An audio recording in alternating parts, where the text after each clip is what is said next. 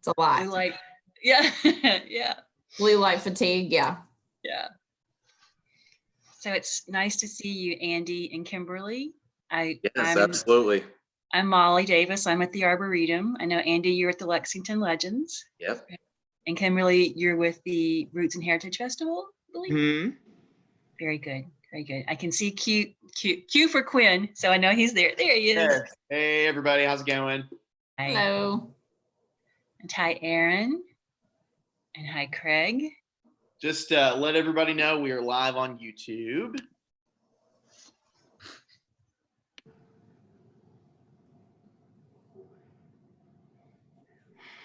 And we have court going on right now in a motion. So in a few minutes, if you see me just disappear for a minute, I got summoned by the judge, then I'll be back.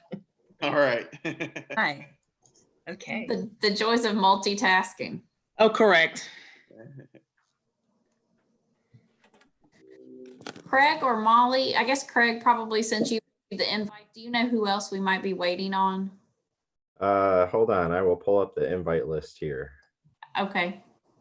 There's Councilmember Reynolds. Absolutely. Hello. Hello. Nice to see you. Good to see all you. Good morning.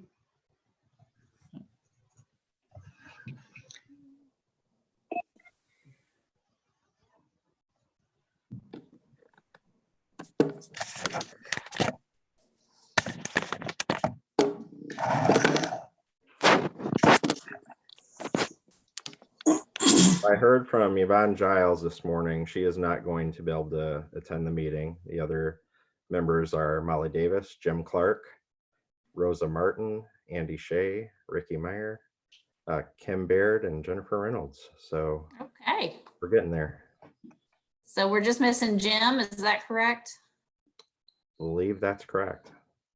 Okay.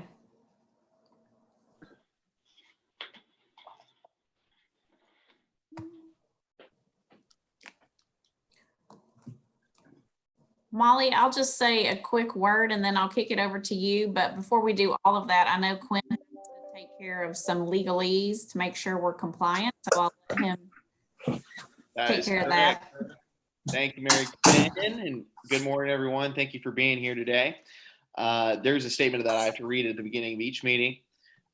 Due to the COVID-19 pandemic, state of emergency, and Governor Beshear's executive orders regarding social distancing, this meeting is being held via teleconference pursuant to Senate Bill 150 as signed by the governor on March 30th, 2020, and Attorney General Opinion 20-05, and in accordance with KRS 61.826, because it is not feasible to offer a primary physical location for the meeting. I am growing very wary of reading that statement, but we must do it every time. So thank you very much. Thank you, Quinn. And on behalf of Mayor Gorton, I really just appreciate all of you joining us this morning for this call. Very thankful for Molly Davis and her leadership as our subcommittee chair. And I'm going to kick it over to her, but just wanted to say a special thank you to Councilmember Reynolds for joining us. I know he's got a big task ahead, and we appreciate your time today with our Tourism Attraction Subcommittee group. Thanks for having us. Yeah, great. It's so nice to see all of you this morning. I know many of your names, but I don't know your faces, so it's very nice to see you. We have a fairly short agenda, but I think there's going to be a lot of information that needs to be packed into it. I thought we could first just start off with who we are, what we represent, or what area of a visitor or a tourism attraction. And I gather from emailing with Craig that we represent sort of some different kinds of things. We are all of us, I believe, have a business behind us, but we also have some aspect of people gathering and mass gatherings and things that have a lot of people contact. So I'll just start off, and then I guess as I see you all on the screen, I'll just ask you if you could say a couple of things. And I do want to thank Mary Quinn and Craig and Quinn for helping get this all set up. They are kind to refer to me as the subcommittee chair, which I am in name, but they're doing all the hard and heavy work, really, all of us. So I'm Molly Davis. I live in Lexington. I'm the director of the UK LFUCG Arboretum, and I have been working remotely from home since about March 19th. And the next person who is up on my screen is Kimberly Baird. Hello, I am Kimberly Baird, and I am the chair of the Roots and Heritage Festival, which I think is 32 years this year. And I have been the chair for a bunch of them. Reluctantly, it was supposed to be a year. I think I'm maybe like year 15, 16 at this point. Yeah, it's supposed to be temporary, that did not happen. So, and so our event is usually the second, well, it's the weekend after Labor Day in September. Oh, we're winging it at this point. Great, thank you, Kimberly. Andy? My name's Andy Shea. I'm with the president of the Lexington Legends. A 22-month-old son, and his nap time is 11 a.m. So I'm in my offsite location in the house, so trying to figure out the camera setup as well. But our season, our stadium has 99% been closed for the last about 2 months. I mean, someone about every day is going in just to walk the perimeter, check mail, stuff like that. But certainly in terms of any fans or guests, we haven't had anyone. Our season is still currently suspended. No real indication as to when that'll get going. I mean, just the same thing that probably everyone else can read on ESPN or Bleacher Report or something. But then also really semi to jump in, we've been talking a ton with youth sports and stuff. So when Governor Beshear said that yesterday, ears definitely perked, and to learn more about that. And a lot of it's traveling, honestly. Okay, great. Thank you, Andy. Councilmember Reynolds, do you want to say anything about what your interest maybe is in tourism attractions or visitor attractions, or do you just want to stay silent? Up to you. Sure. I don't usually turn down a chance to talk. Those that know me know that. Thank you for having me. I'm the council member for the 11th district, which is a lot of Versailles Road, Alexandria Drive, Harrodsburg Road, Red Mile, Lane Allen, a little bit of Southland Drive area. We don't have a lot of big tourist attractions in our area, but we have a lot of, restaurants and things like that. My interest mainly, I guess, is in festivals. I'm very involved in the community and participate in a lot of the festivals, but I've been involved with the Festival Latino since it started. I actually participated in the first one. So I think maybe that was what the mayor was thinking in including me in this group. So. Great, thank you so much. Craig, would you like to just let us know what your role is as part of being on the subcommittee? Sure, I'm Craig Bentz. I'm with the mayor's office and as part of the office of the chief development officer, and I am staffing the committee. So any concerns anybody has, any information needs, or anything you want to share with the rest of the subcommittee as we move through the process, feel free to send that to me, and I'm glad to share that with everyone. Thanks. Great, thank you, Craig. Quinn, do you need to give us an overview of kind of what your role is? Yeah, hi everybody. Quinn Welch, aide to the mayor in the mayor's office. I'm kind of working with Craig and some of the other folks in our office who are staffing these different subcommittees. We've got 16 different ones, so I'm kind of in on all these meetings, trying to help make sure we're on the right track, and just be of service to you all. Anything you need, let me or Craig know. And we're very excited to have you all join us as we try to rebuild the economy and reopen stuff. So thank you very much. Great, thank you, Quinn. Aaron? Hi, I'm Erin Arnold Davis. I work at Visit Lex, and I'm just helping Mary Quinn with administrative tasks relating to this big project that she has. So I'm mostly silent and taking notes. Great, thank you so much for having someone taking notes. That is so helpful and appreciated. Great. Kevin, you're done. All right. I'm Kevin Atkins. I'm the mayor's chief development officer. Spend a lot of time with Mary Quinn and others obviously tourism, a huge part of our economic development efforts.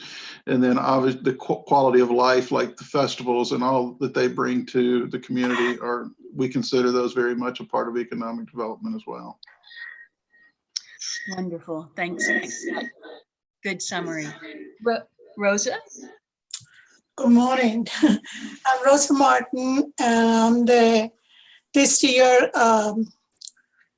event coordinator for Festival Latino of Lexington, FLACA. I've been working with Festival Latino since the first year where we had a little corner downtown. It's been, I think this is going to be our 20th year, but some of us say it's 20, some of us say 21. It was because one year we had to cancel.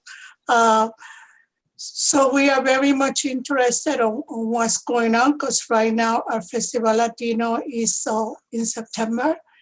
And we really don't know if this is going to happen or it's still going to happen, because we get over 35,000 people coming to downtown Lexington. So we are interested in what's going to happen. So I also work for the University of Kentucky College of Nursing, doing research. And so we have a lot of gatherings that we go to. So we also, in that side of my other hat, I'm interested in, the festivals and what is going to be going on here in Lexington this year. And thank you for inviting me. Thank you, Rosa. Ricky? Hey, I'm Ricky Mayer. I'm the Department Administrator here at the University of Kentucky for Neurology and Neurosurgery. I'm also the Logistics Chair for the Lexington Pride Festival, which we're trying to reschedule, or we think we might be rescheduling for the 2nd and 3rd of October. And we're probably expecting our biggest crowd this year, depending on how everything opens back up in the city. Great. Okay. Thanks, Ricky. Well, thanks, everybody. I wonder, so the way that this effort started was on Monday. Mayor Gorton had a Zoom call, 30 people perhaps, and she laid out what she was looking for in terms of each subcommittee. And our subcommittee, I'm not sure if you all were aware of this call that she had, or even that she sort of launched this effort, but you can go to see it. I believe it's also on YouTube. Is that correct, Quinn? It was, everything is taped in some form or fashion. Yes, it is taped. I'm not sure whether that particular meeting is on YouTube, is on this YouTube channel or on our Lex TV channel, because that one was on Lex TV. But if it's not, we can get it on our YouTube as well. Okay. For those of you who want the full background before you can participate in something, that is available. But I think we have the materials at hand that we need to have to do our work. And it's so interesting to me that that there are some references that we can use to refer to. The City of Knoxville, Tennessee prepared a recovery plan. And I believe Craig or Quinn shared that with everyone. And I think it's a good kind of guide to go by, because many of the things that we want to look at or address are covered in there. I just want to make sure that everybody see the link to the City of Knoxville plan in an earlier email, have a chance to look at it, or at least you have the email where it can be found. Okay, some other resources for us to consider are the 16 questions that Craig, I believe, sent out. Either I sent them or Craig sent them to the group. Did you all have a chance to see all of those? Good, okay. And then there are also some other links to things. And I guess essentially it seems like, to me at least, there's a lot of information out there. A lot of things are changing, and it is really challenging but necessary to kind of think into the future. These are the things that we'll need to think about, especially, fortunately, it sounds like some of the festivals are slated for September or October, which gives me a lot of confidence that we'll be able to have plans in place and have a better kind of understanding of what we need to do in our daily lives and for mass gatherings where those things can happen. So to be very specific, there are 3 kind of areas that we are being asked to consider for our final plan. And I think we're very fortunate in the fact that the primary thing that we're being asked to do is to answer those 16 questions. Then Mary Quinn is going to aggregate the information with the help of Aaron, and I believe also of Craig, to kind of come up with a work product that will be submitted. And our deadline for submitting this information is next Friday. So it's a very short time frame. And the good thing is that we don't have to do a lot of the work. Mary Quinn and her staff are prepared to help us do that. So any questions so far? Sure. Councilmember Reynolds? I just had a quick question. Do you all know when the governor was talking about gatherings of, was it 50 and more? When was that date? Is that in July 1st? I believe that's what I heard last night was July 1st. Council member, so he said, excuse me, he said that gatherings of 50 or less in places, enclosed spaces like bars would come sometime in July. I don't believe he gave a specific date. They haven't made those specific plans just yet, and he's going to announce that here I think the coming weeks if everything keeps moving according to plan. So Quinn, you said 50 or less. Did you mean 50 or more? I believe it's 50 or less. Okay. Yeah. Okay. So that'll impact things a lot depending on how that goes. Yeah. Yeah. I do think that there is quite a bit of flexibility with respect to outdoor versus indoor gatherings.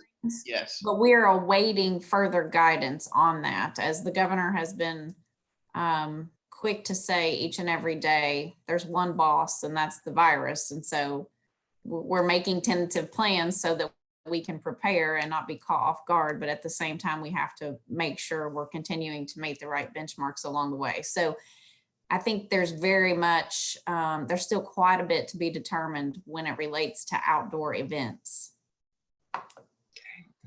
Mary Quinn, did you want to offer anything else that I might not have covered when I was just providing some of the resources and context?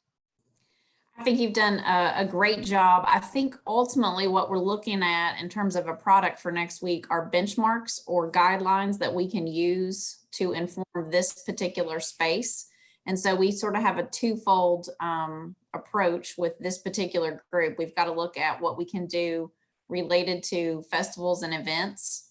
And then we've also got to look at just an existing tourism attraction and how they might modify their spaces so that we can be socially distant, so that we can do enhanced sanitation and cleaning and that type of stuff. So that's really the nuts and bolts of our work ask for the next week or so. Okay. And in terms of benchmarks, we know that the governor had 7 benchmarks to reopen the economy, the Commonwealth's economy. And so are you thinking that our benchmarks would be kind of fall along with those benchmarks of the governor's, or are they totally different, or what are your thoughts? So the best way that I've heard this described is that it's a layered approach. And so we will start with the governor's recommendations as our basic framework, and then we'll be layering on additional benchmarks. Okay. Specific to our industry. Okay. Molly, if I may, Sure. So the work that we're going to do in this subcommittee and the overall committee as a whole, this will all be submitted to the governor and could be used. The governor has asked that local governments and businesses submit their plans to his office so that they could potentially be used statewide to better inform his office's plans as to reopening for very specific sectors. And so that's why we've convened these subcommittees to really address those industry specific things that may not be as general as some of the other stuff that we've heard already. So. Okay. Well, I see us as having about 40 minutes. And we can do things a couple of ways. We could look at the governor's 7 benchmarks to open the economy. We could look at the 10 rules for reopening businesses, or we could focus on the questions, which are more, which are great. Mary Quinn put these together, and they have some information, some questions I think that would get at all of those things. I especially thought that it might be helpful just to kind of go through the questions generally to get a sense of which of those questions should we focus our efforts most on. And the first one is, what is your current assessment of your business? And I guess one of my questions would be, it sounds like I work for UK, Rosa, Ricky have roles at UK, Kimberly has a role at city government, as does Kevin. Andy, I wonder if, I guess you and Jim would have been the two sort of independently operating or independent of the university or the city. And I'm just curious, I feel like I'm the facilitator. I'm not like, I don't have a secret vision of how this should be. I'm interested in hearing what you all think and what your responses are, how you'd like to address this. Well, so we're in an interesting position because, I mean, it's partly on, what the governor of Kentucky says, but for our particular business, it's also the Major League Baseball commissioner for our core business. Now, that's what I kind of mentioned earlier too, is something that could be a bit of a lifeline for us as a facility, and from a company standpoint, it are those youth traveling teams, the high school baseball, the college baseball, and that's kind of what we've, along with potentially, I mean, we've always done XYZ events. So whether we did, in a sense, the ones that we have done or ones that we've done that, were maybe part of a Legends game, but now it's because we have no clue what's going on with the Legends season. So, I mean, that's what we're really trying to, as much as we can on the youth baseball, just youth sports in general, and then certainly on the event side, that's what we are anxiously awaiting, because the baseball is, you talk about layers. I mean, it's got to be Major League Baseball, then it's got to be the rest of minor league baseball coinciding with our state. And then we're in our league is in 7 different states. So that particular part gets really goofy. And that's what we've been, again, a good amount of our focus has been on kind of the events, the youth travel baseball, prospects, the college baseball, all of that stuff. Have people been able to access funding? That was one of the questions that was asked. Or have you tried to get funding? Have you applied for funding? Are you eligible to apply for funding? I know I am not eligible to apply for funding, so I have not. What about the festivals? Do they have funding sources that they can look to, or is this self-funded? How will having a smaller gathering or a limited gathering affect you? I think that's going to affect us a lot this year because we depend a lot of funding from businesses in the community.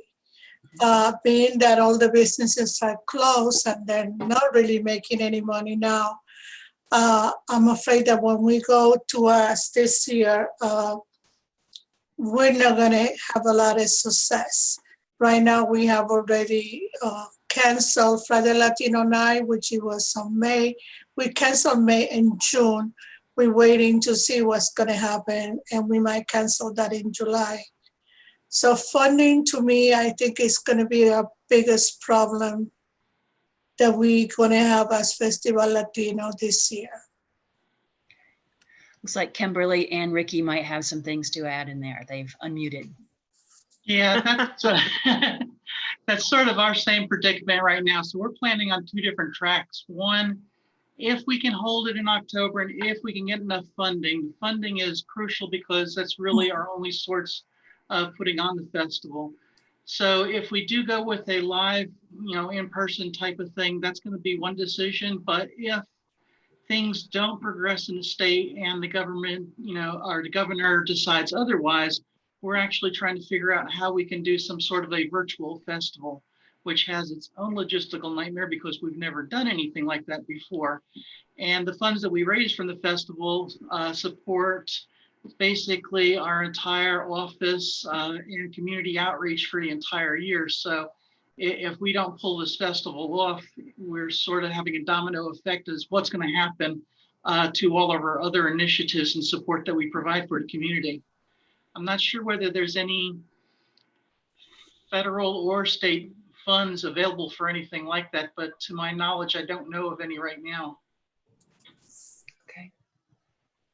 And I would agree with what both of them said. Funding is our biggest thing. And when all this was happening and all the businesses were closed, and I thought, well, the last thing they're going to pay for at this point when they're trying to stay alive is the festival for us. And then, you know, part of our funding comes from vendors, and the way that we're set up, which I know is similar to how they are, you know, in trying to think of a plan B or, you know, some sort of an alternate thing, what we do, there's no way to space us, you know. So the first, you know, we're 3 days of everybody being together out on that street.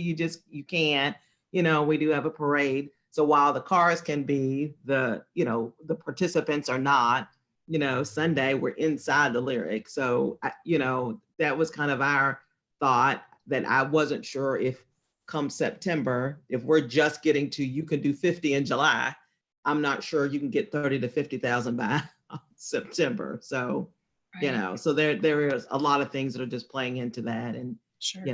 I'm kind of where they are. Just from, I'm sorry, Councilmember Reynolds. Oh, thank you. I think my concern with the festivals all around, I mean, all the festivals that we have, you know, barbecue, Crave, all of these festivals, I don't really think, honestly, that we can have them in a social distancing sort of way, because it will not help anybody to have, you know, let's say we say, okay, we're going to do 50%, that's just being generous, capacity of how many people we're going to allow at these festivals compared to usual. That doesn't help the vendors. That doesn't help anything. It takes away from the whole environment of people gathering. So I don't know if we can have festivals per se in person until it might not be worth it. I mean, maybe obviously the festival chairs have to decide that, but it might not be worth it until we're allowed to kind of be back in a normal sort of festival outdoor setting. Yeah. It's just my opinion. Yeah. And I would agree on that, because one of the other things that we thought about, our vendors, we have several that are local, but most of ours are coming from somewhere out of state. So whether it's New York or Florida or Tennessee or wherever, particularly in these hot spots where they don't want them traveling, they're all coming here. And right. So I wasn't sure that was going to be okay either. A lot of our vendors too, they're coming from Florida and other places, you know, our food vendors, most of them. So I don't see how they're going to be able to get here. Ricky, is that the case for you too? Actually, we're sort of a little bit different in that most of our vendors for our festival are local within the state. We do have a couple that come from the surrounding states, but for the most part, we look at most of them are within the state, which I guess is, you know, one advantage that we do have for that. Okay. Molly, can I ask one question real quick? Because while we're on the festivals, I mean, Andy touched on baseball, yeah, as far as the legends go, but they do a lot of things out there, events that aren't baseball too. True. And so I relate those more to festival, I guess, and how they're handling some of this. Yeah. So, I mean, we're, you know, patiently watching. I mean, I think there's some concert going on in Arkansas this weekend that I was really curious to see how that goes. And I think it was like 1,000-person concert, and you know, everyone was 6 feet apart and prepackaged beer and all of that stuff. So, you know, I get it's a different state and different restrictions, but from a lot of those standpoints, I think that when you're looking at some of the things that we may, you know, a festival or event or concert, candidly, it comes down to what either the promoter or I guess the talent, what price they're asking for, because then if we can get it all, you know, if we can do well with half capacity or if we can at least break even, then we would still do it. You know, so I think that's where it starts with all of those events, frankly. But long story short, a lot of what we've done, I mean, if we can, you know, I think I'd be very happy if we were able to have 50% capacity. And I think with our facility and with the parking lot and everything around it, I mean, we've kind of, you know, been brainstorming for the last 2 months about creative ways to get people 6 feet apart. And, you know, the field alone is about 100,000 square feet, plus everything in the stadium and the parking lots and so forth. So, yeah, again, just trying to figure out the creative ways and, you know, how to make it economical sense for us, but mainly for the customer if we were at a 50% type benchmark. What would 50% look like for you, Andy? How many people would that be? Oh, well, I mean, like, I think, so for instance, when we had Red, White, and Boom, the capacity was 20,000. So if we were at 10,000 for the entire field plus the stadium, you know, that would be more than great for us. I think if you're talking about just you know, a Legends game capacity, 50% would be 4,000 or so. So, and again, that's not including creative ways on how to utilize the parking lot and everything around it. So we've, you know, again, it's the, you know, the little buzzword I guess we've used in our industry is just flexibility in terms of when we may start, what that may look like, and all that stuff. But I do think that there are ways from our particular business and what we've, you know, done from the event side with the built-in infrastructure and so forth and so on, where 50% would work for us. So I'm curious, if there were not the 3 kind of primary festivals we've been talking about this year, what kind of impact would it have on your community, on the community, on Lexington, and on what kind of impacts would there be?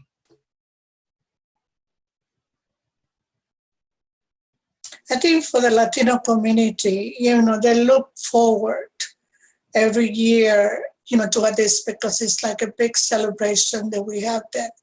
So I think it's going to be very sad not to have it. But I'm also, you know, we also, it will be up to also Parks and Rec because we work with them, that if they decided to go ahead and have it, we'll try to do the best we're going to be able to. And if they decide to cancel it altogether, then, you know, there is nothing we can do about it. I'm just kind of a little bit afraid of the September is going to be too close, you know, to have that many people.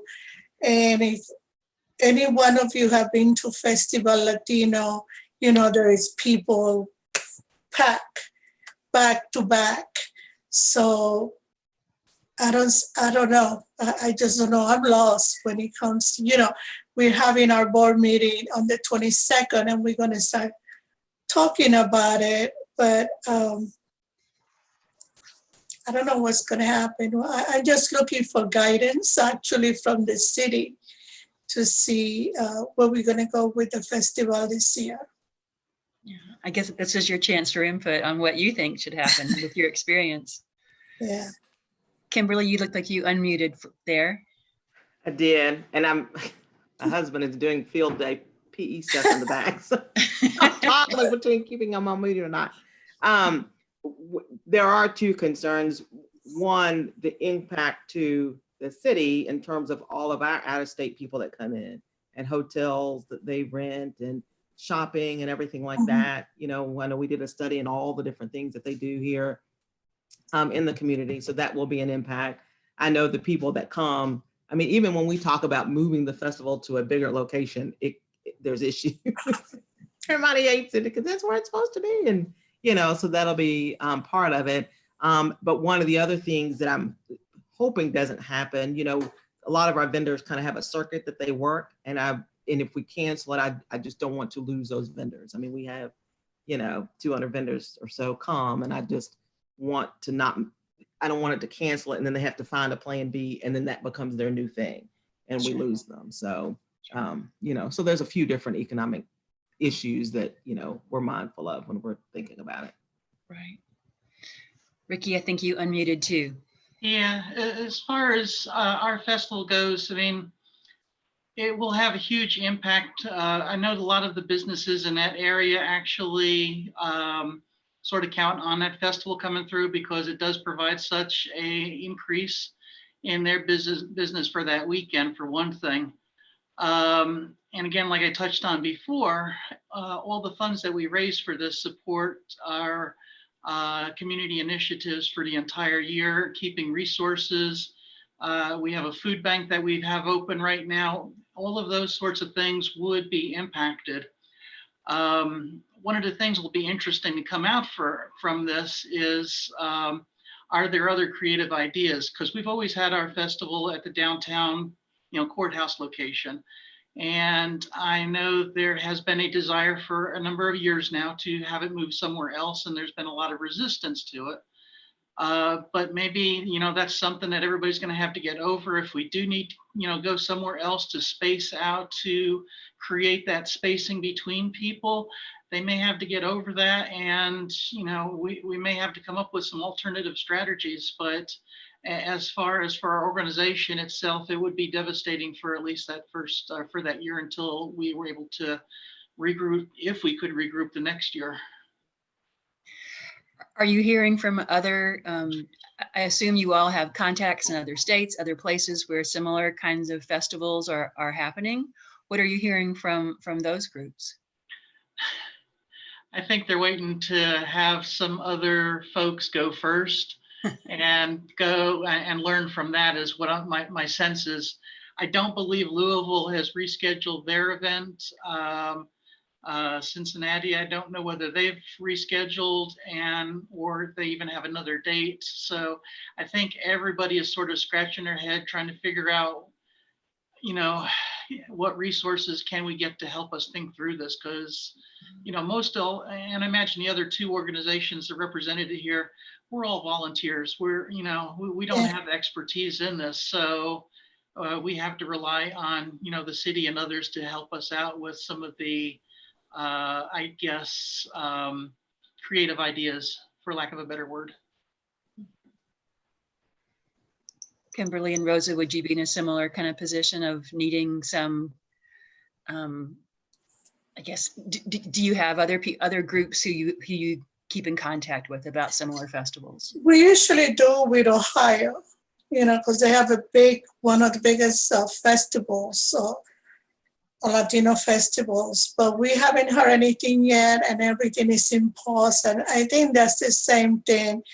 People are waiting to see, who's going to start first, what's going to happen. So we haven't heard anything. I don't think it's been canceled yet, because it's also in September.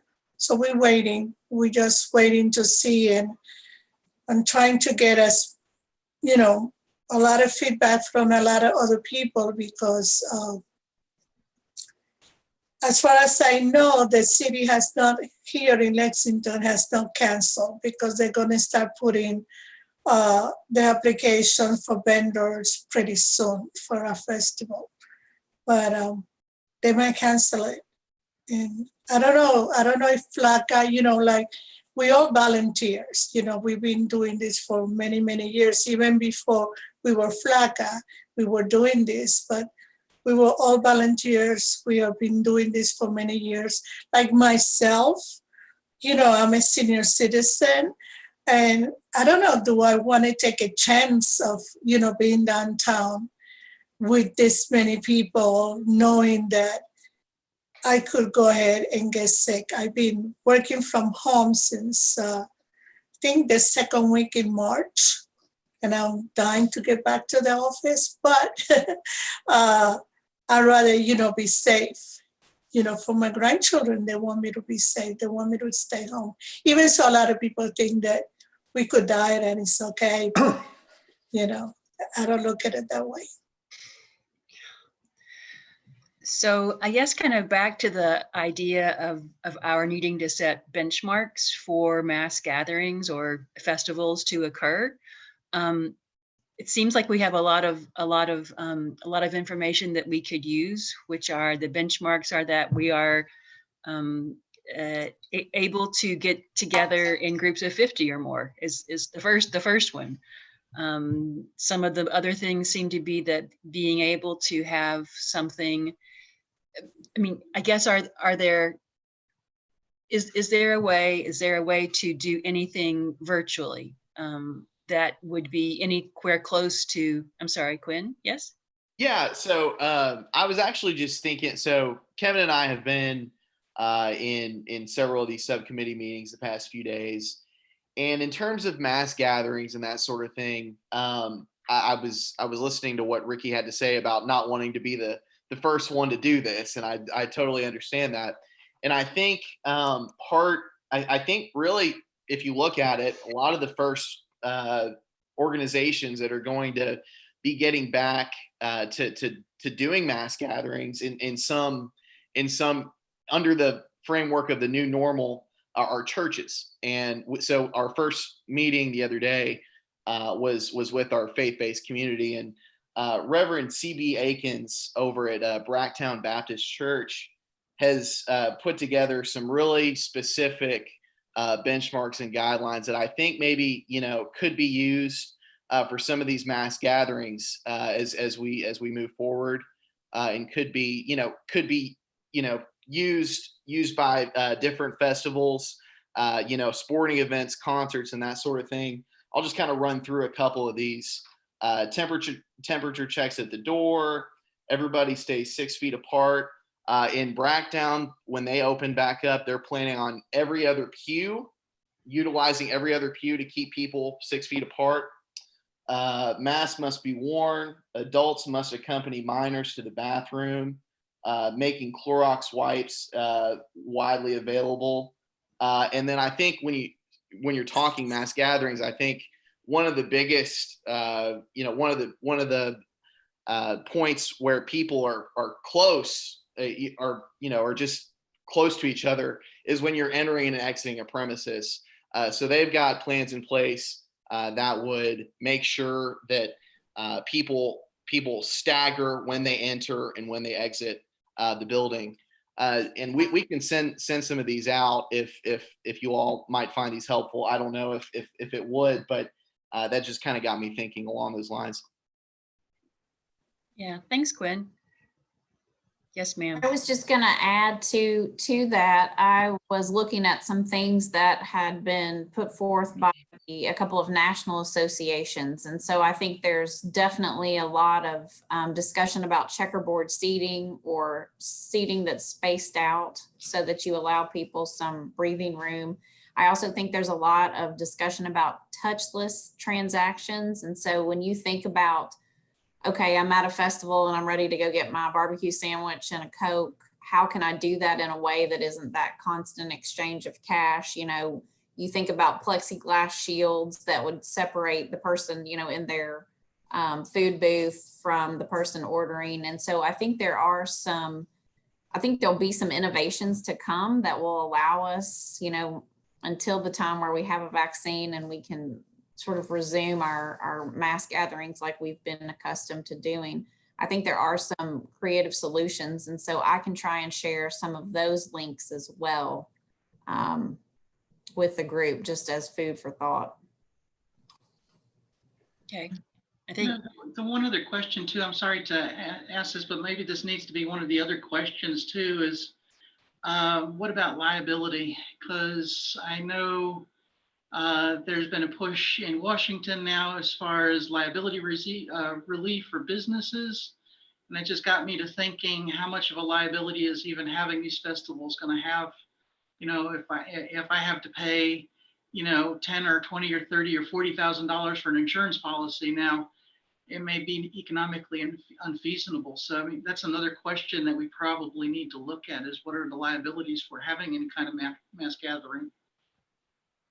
Can I ask a question or say something? yes, please. So I think the benchmarks that Quinn shared are great, and those might apply to the legends and to sporting events and or maybe concerts or gatherings like that. I don't think that those can apply to our festivals. I guess I'm really concerned festivals are about people getting together, seeing their friends, hanging out. I don't see how Festival Latino or Roots and Heritage or even Pride, that we could have those and not have people, you know, there's not one main entrance and exit that you can monitor. You can't spread people out and make them be 6 feet apart at a festival. You can't limit, you know, transactions where you're touching things and getting your food as easily. I mean, all three of those festivals are super crowded. And I mean, you could say, okay, let's move them to Masterson Station. But then they're not really a festival anymore. And if you can't interact with people at all, you know, what's really the point? So I guess I would like to see some sort of date that we say, you know, I know Pride would be the first one, but like by a certain date, we have to decide we are not having this festival in person, or we are. And if we are we really okay with limiting it with lots of different things? Is that going to be beneficial to the vendors? Is it going to be beneficial to the people that are there and worth all the work? Or should we postpone it a year? Or are we allowed to postpone it, you know, to October or November? I don't know. I just think we need to kind of have like a date where we decide, because these boards are trying to put things together, and it's a lot of time and energy for them to know, you know, oh, we can't really do this, or we can only have 1,000 people, you know. So I hope maybe we can kind of set like a timeline and just make decisions by a certain date for these. I think, Molly? I'm sorry. Rose, I was just going to say real quick, I think the council member makes a good point on kind of having a date out there that you had to make a decision or even a rescheduling. Quinn's point about the churches is a good one. They do provide, you know, some kind of comparison. I think maybe even a better one will be what Andy hears maybe from minor league baseball. Mary Quinn and I were on a call yesterday with the university and the Kentucky High School Athletic Association. There may be some things that come out of their reports, because obviously UK football is pregame is a festival into itself in some ways. So there may be, out of some of the other subcommittees, good points that can be taken even for our festival community. I don't know what Mary Quinn thinks. Absolutely. I do think there will be, you know, we're at this interesting point where we're talking actively about recovery, but we still have quite a bit of data, you know, still incoming. And so I think that, you know, we're going to know a lot more even 2 weeks from now, and certainly a lot more in a month from now. And we'll be able to inform some of these decisions. I do think there are really fantastic examples coming out from both organizations and institutions in our own community, and then also at the national level. We've obviously got a more restrictive approach in Kentucky than some of these other states. And so I think we can see, you know, what's happening in Arkansas and how is that working for them. And we can inform our decisions based on some of that. And I think it's a really good point, Councilmember Reynolds, that, you know, some guidance from the city will be very helpful. That was one of the questions in the questionnaire that was sent out. What would be helpful for you to have from the city? And so this is good data that we can take back and say, you know, folks are really looking for this kind of feedback and this type of guidance. And that will be very helpful to Parks and Rec and the folks that, you know, we're going to be making those decisions citywide for Lexington. So all really good discussion. So I know that one of the things that you asked of the subcommittee was to have benchmarks for reopening, and it doesn't seem like we're there yet. How would you like us to proceed? Is answering the questionnaire what we should all do? What would you advise, Kevin, Mary Quinn, Craig, on that?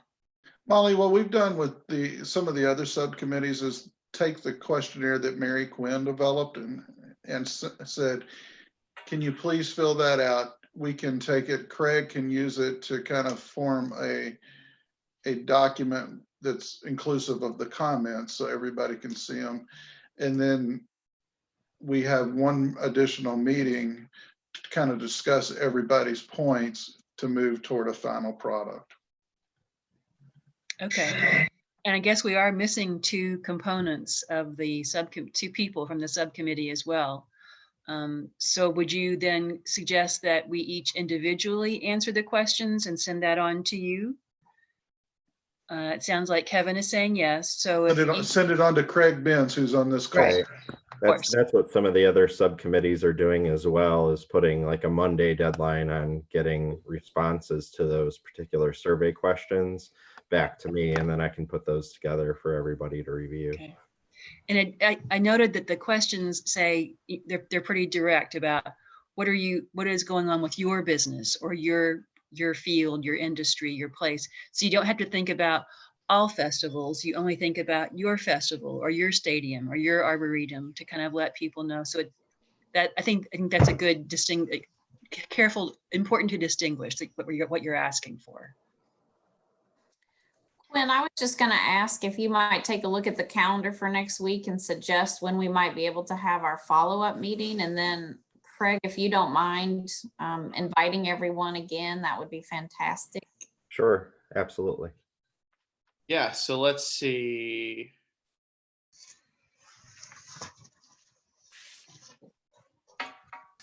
While Quinn is looking, I will say, Craig, for a couple of our other more brick and mortar type attractions, I have gotten some guidance from the American Museum Association and a couple of other national associations on things like how people queue and pay for tickets and how people are spaced apart, recommendations at the national level. So I'll send those on. I think they're very helpful and very applicable at the Lexington level. Definitely. Thank you. That would be very helpful.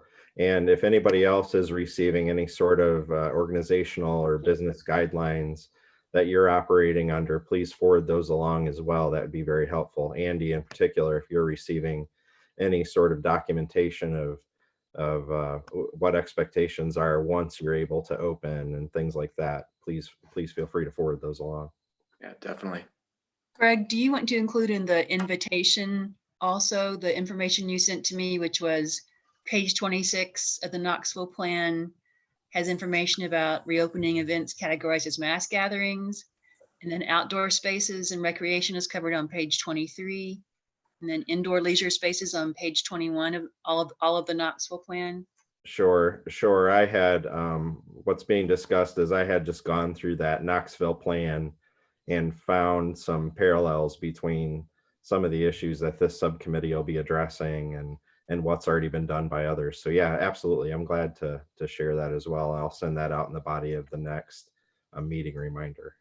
Great. And on that topic of the next meeting, sorry, my dog has heard somebody clearly. Let's see. Are we thinking next Tuesday or Wednesday would be enough time for everybody? Yes. Wednesday is Yes. better for me. Yeah, Wednesday would be better for me too. I have meetings Tuesday and Thursday. Yes.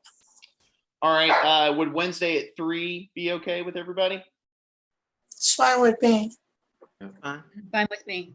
All That'd be right. fine. I've got one that I can move, one meeting I can move around, but that would be fine. Okay. Perfect. We'll go, Craig. If you could just go ahead and reserve that on the Google sheet for Wednesday. Quinn, at can you 3. say that? Yeah, can you say that time again? Yeah, Wednesday the 13th at 3 o'clock. As far as getting that questionnaire, the answers to it and everything, I don't know whether I'll be able to get everything put together by Monday. Would Tuesday be okay for that? Or do you just want everything by the next time that we all get together to talk? I'll leave that to Craig, since he's going to be the primary person putting it together. As long as I get it by, Tuesday would be fine. That would still give me enough time to put everything together and try to find some common links between the information being submitted. Great. Well, thank you to everybody, especially Mary Quinn and Craig and Kevin for your insights, and Councilmember Reynolds. It's really helpful. Thanks to Aaron for taking notes. Hope you can make sense of all of it. And so I guess the other thing is just to run over, I gather we aren't supposed to be talking about things amongst ourselves, only at these meetings, if it's an agenda item. Anybody who emails should probably email the entire subcommittee, including Mary Quinn and Craig and Aaron and Kevin, so that we all had the same information and the same conversations, and we really shouldn't be having conversations about things outside of these meetings. Is that fair? That's Do correct. we have everybody's email address? Is it in one of those emails? I don't remember seeing it. I don't know. There's just a few people that I might not have their email. It would only be just in the main header of the email, but I'm glad in the next update that I send, I'll cut and paste the membership list for the subcommittee so everybody has that information. Thank you. Sure. That's great. Right. Okay. All right. Well, Quinn, on to your next call, I presume. Yes. Thank you all so much for joining us today. We really appreciate it. Thank you all. everyone. Appreciate it. Everyone. Thank you all. Bye. Appreciate it. Bye. Bye.